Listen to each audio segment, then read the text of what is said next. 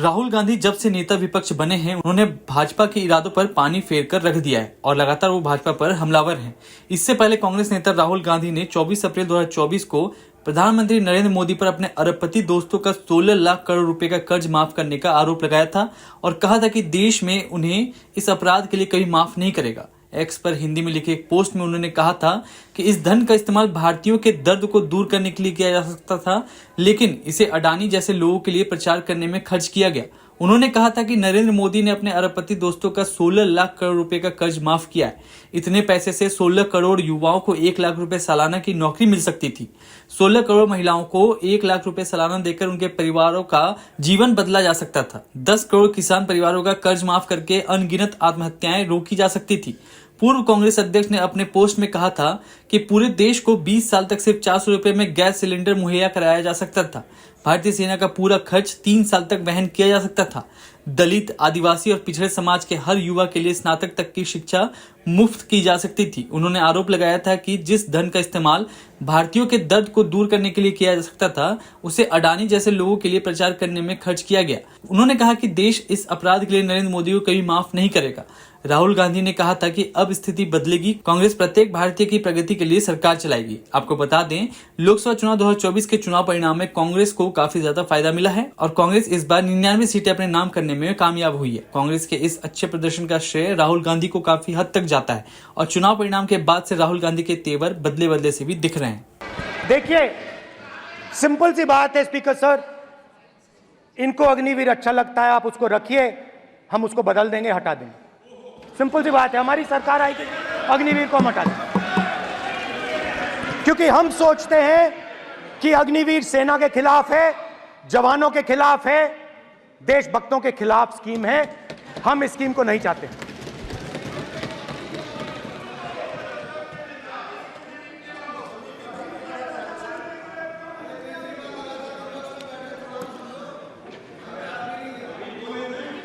पहली बार हिंदुस्तान की हिस्ट्री में जनता से स्टेट्स छीने गए हैं। जम्मू कश्मीर लद्दाख से आपने पहली बार स्टेट छीना है। मणिपुर को आपने सिविल वॉर में डुबा दिया है। मणिपुर को आपने और आपकी योजनाओं ने, आपकी पॉलिटिक्स ने जला दिया है और आज तक हिंदुस्तान के प्रधानमंत्री मणिपुर नहीं गए हैं। ऐसा लगता है कि मणिपुर हिंदुस्तान का प्रदेश ही नहीं है।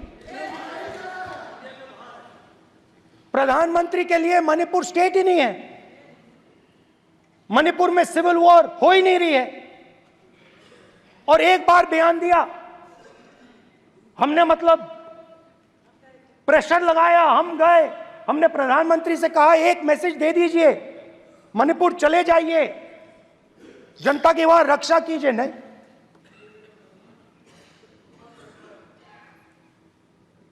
मैं वहां गया, कुकीज और मेइतेई से दोनों से मिला। आज तक नहीं, आंसर नहीं मिलेगा, मिल नहीं सकता। मणिपुर इनके लिए हिंदुस्तान का प्रदेश ही नहीं है। मणिपुर है ही नहीं, मणिपुर है ही नहीं, ना होम मिनिस्टर के लिए, ना प्रधानमंत्री के लिए, है ही नहीं, एग्जिस्ट नहीं करता, वो है ही नहीं। ना प्रधानमंत्री जाएंगे बोलेंगे कुछ नहीं, जैसे कुछ नहीं हुआ वहां पे। मैं रिलीफ कैंप में गया, एक औरत कांपती हुई, रोती हुई मुझे कहती है कि मैंने अपनी आंखों के सामने, हाँ मैं औरतों की बात कर सकता हूं, एक भाई मैं कर सकता हूं, एक भाई एक कर्तव्य निभा रहा। आप अपने संगठन में महिलाओं को नहीं डालते हो, मगर मैं औरतों की बात कर सकता हूं।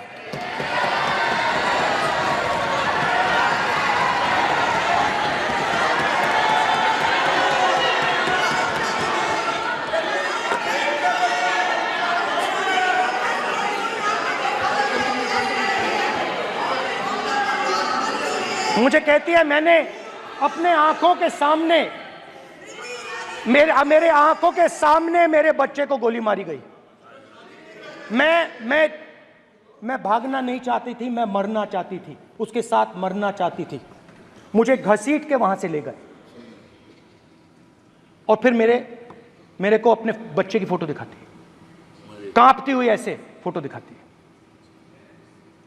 ये आपकी योजनाओं का नतीजा है, आपको शर्म आनी चाहिए।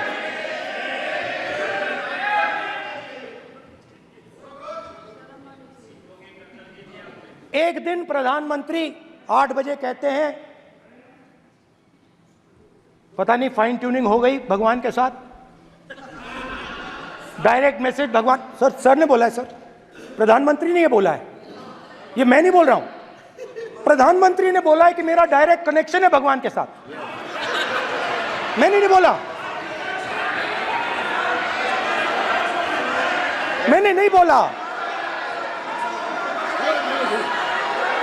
Social media chief also told भगवान जगन्नाथ। एक मिनट प्लीज, एक मिनट तो एक पता मिनट नहीं- माननीय राहुल गांधी जी, एक मिनट, माननीय सुरेश, एक मिनट 8 प्लीज, एक मिनट रविशंकर जी, प्लीज एक मिनट। माननीय सदस्यगण, आप वरिष्ठ नेता हैं, सदन के नेता होते माननीय प्रधानमंत्री जी, और हम सबको माननीय प्रधानमंत्री जी का सम्मान करना चाहिए। ये सदन में हमेशा उच्च कोटि की परंपरा मर्यादा रही है। नो सर नहीं, गौरव अगर आपको स्पीकर सर, मैं की पुरानी पार्टी है। गौरव स्पीकर सर, मैं रिस्पेक्ट कर रहा हूं। ये प्रधानमंत्री के शब्द हैं, मेरे शब्द नहीं हैं। ये प्रधानमंत्री जी ने कहा है, पब्लिक में, मीडिया को कहा है कि मैं बायोलॉजिकल नहीं हूं, मेरा डायरेक्ट कनेक्शन भगवान के साथ है। मैं नहीं बोल रहा हूं, प्रधानमंत्री मोदी जी ने बोला है। तो पता नहीं उस टाइम 8 बजे भगवान का मैसेज आया होगा हिंदुस्तान, वही। मगर फिर श्री राम ने आपको दूसरा मैसेज दे दिया अयोध्या में। भगवान का मैसेज आया होगा, मोदी जी नोटबंदी कर दीजिए। नोटबंदी कर दिया, डायरेक्ट ऊपर से आया मैसेज, ऑर्डर आया खटाक। और अलग अलग ऑर्डर आते हैं। अदानी जी वाला ऑर्डर आता है, बंबई एयरपोर्ट अदानी जी को ऊपर से ऑर्डर आता है, खटाखट ऑर्डर आते हैं। तो नोटबंदी कर दी। स्मॉल और मीडियम बिजनेसेस जो हैं, जो हिंदुस्तान की रोजगार की रीढ़ की हड्डी है, बैकबोन है, उड़ा दिया, खत्म कर दिया। आज नतीजा यह है कि ये जो भी करना चाहे करें, हिंदुस्तान के युवाओं को रोजगार नहीं मिल सकता। Job creation backbone is broken, finish, खत्म। नोटबंदी की, गलत जीएसटी लागू की, उड़ा दिया। अब मैं सोचता हूं, पहले मैं सोचता था ये पता नहीं कैसे हुआ, अब मैं समझता हूं कि ये अदानी जी, अंबानी जी जैसे लोगों के लिए किया गया था।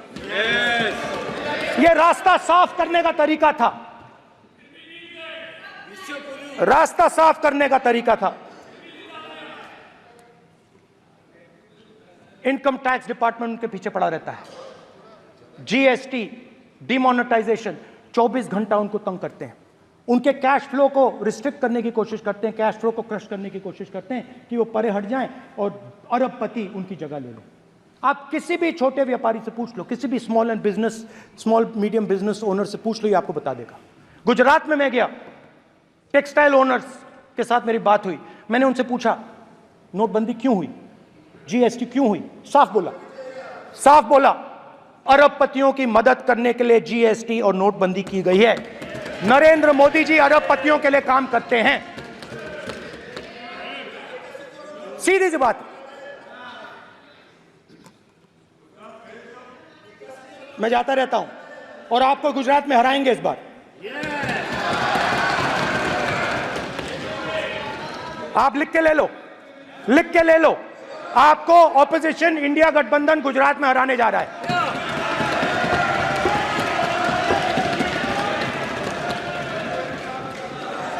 किसानों को डराने के लिए लैंड एक्विजिशन बिल जो हम लाए थे, उनकी जमीन की रक्षा करने के लिए, उनको सही कॉम्पनसेशन देने के लिए, उसको आपने खत्म कर दिया। यहां कोशिश की, कर नहीं पाए तो स्टेट्स में खत्म कर दिया, खत्म कर दिया। हर स्टेट में आपने खत्म कर दिया है। अगर आप जानते नहीं हो, चेक कर लो। हर स्टेट में, हर स्टेट में, हर भाजपा की स्टेट में खत्म कर दिया। सर, हर भाजपा रूल स्टेट में खत्म किया है। हर भाजपा की रूल स्टेट में खत्म किया है। हर भाजपा की रूल स्टेट में खत्म किया है। स्पीकर सर,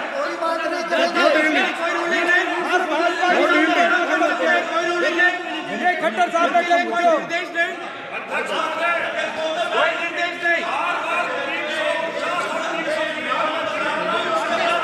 सत्तापक्ष बार-बार खड़े होकर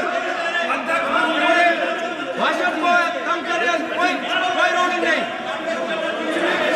कोई रूलिंग नहीं है।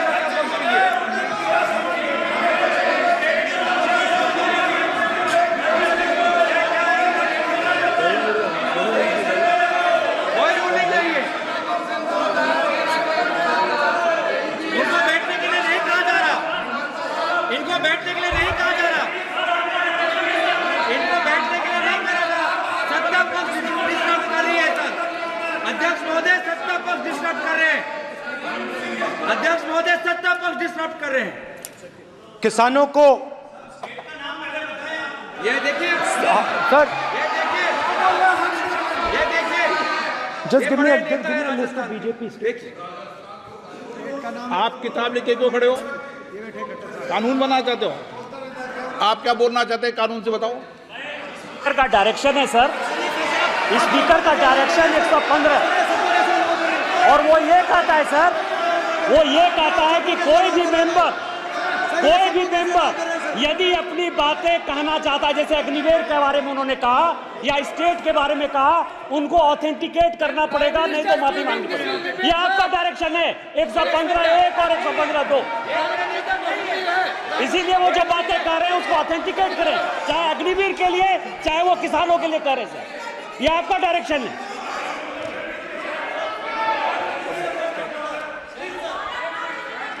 तो किसानों को जो हमने लैंड एक्विजिशन बिल तैयार किया था, सही मुआवजा दिलाने के लिए, उसको आपने रद्द किया।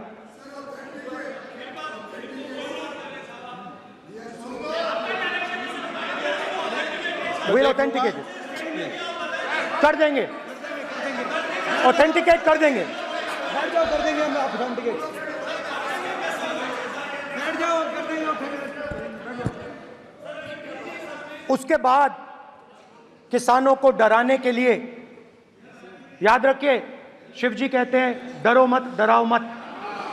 किसानों को डराने के लिए आप 3 नए कानून लाए। प्रधानमंत्री ने उनसे कहा कि ये आपके फायदे के कानून हैं। सच्चाई थी कि वो अदानी जी, अंबानी जी के फायदे के कानून थे। हिंदुस्तान के सारे किसान खड़े हो जाते हैं। आज तक सड़क ब्लॉक है। अगर आप वहां जाएंगे, आज तक आपको दिखेगा कि वो सड़क जिस पे किसान आए थे, वो आज तक बंद पड़ी हुई। हरियाणा में 2 जगह किसान खड़े हो गए, कहते हैं नहीं, ये हमारा नहीं है। आप हमारे हमारी मेहनत का फल छीनना चाहते हो, हम इस बात को एक्सेप्ट नहीं करेंगे। आप उनसे बात नहीं करते, आप उनको कहते हो, आप बात नहीं करते।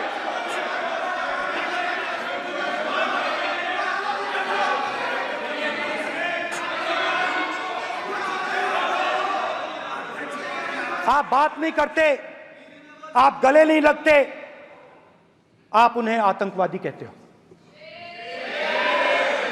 आप कहते हो ये सब आतंकवादी हैं।